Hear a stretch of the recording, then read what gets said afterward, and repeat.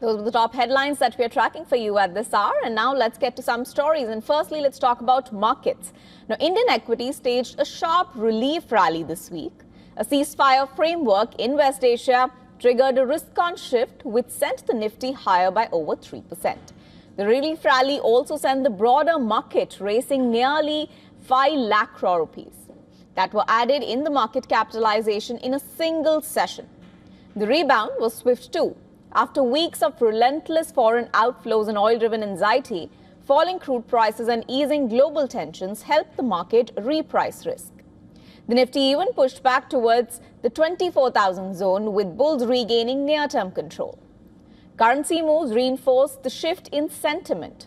The Indian rupee, which had weakened past record lows near 95 per dollar earlier in this month, rallied sharply towards the 93 range as oil prices dropped and risk appetite improved.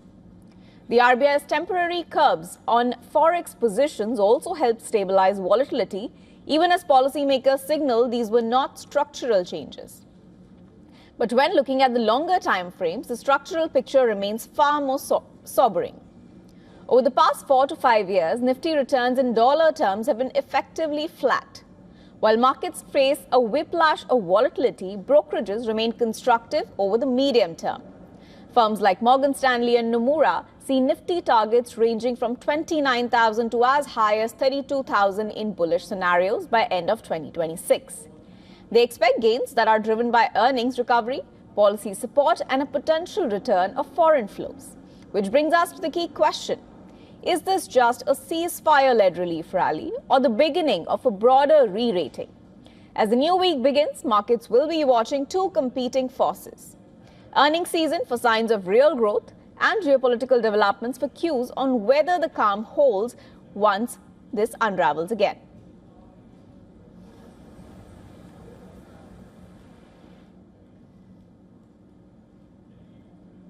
All right, let's keep it going with the markets. And to understand the outlook going further, today we are joined by Ajay Bagga, who's a market expert, joining us live from Mumbai.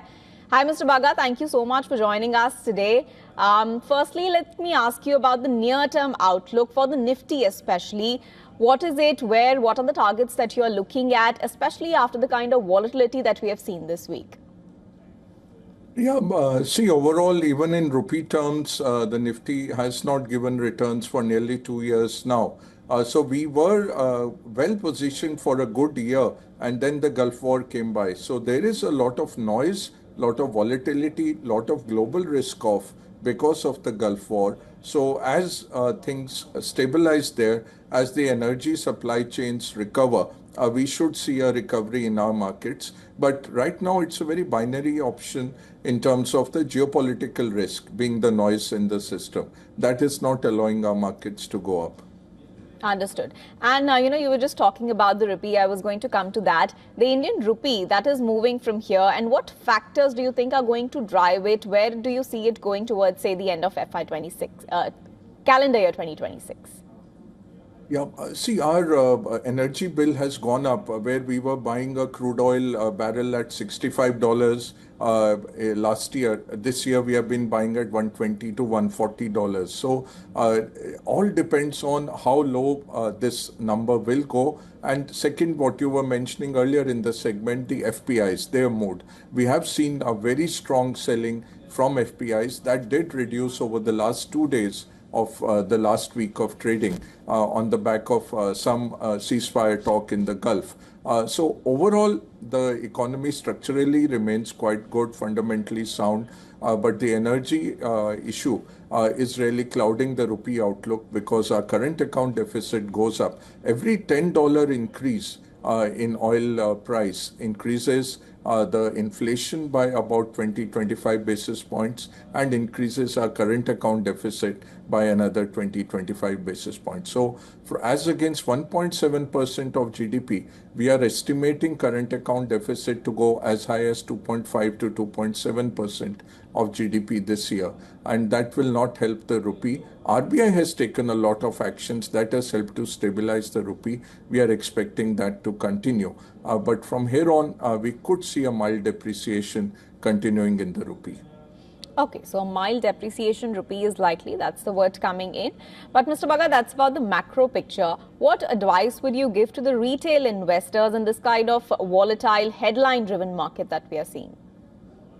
Yeah, we can never catch the bottoms or the tops of the market. So the best route for the retail investor is the SIP route. Keep on investing every month, keep aside a fixed amount and keep on investing irrespective of the market level, and then hold for the longer term. I think that's the best strategy. Diversify, stick to quality, and try to own stocks in growth sectors. That is the best strategy. If you are not having time for direct stock picking, then go through the mutual fund route.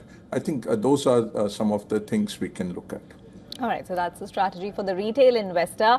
But Mr. Bhagat, in the coming weeks, that is, as far as the near-term outlook is concerned, what do you think matters more at this point for markets? Is it going to be the earnings commentary or geopolitical developments?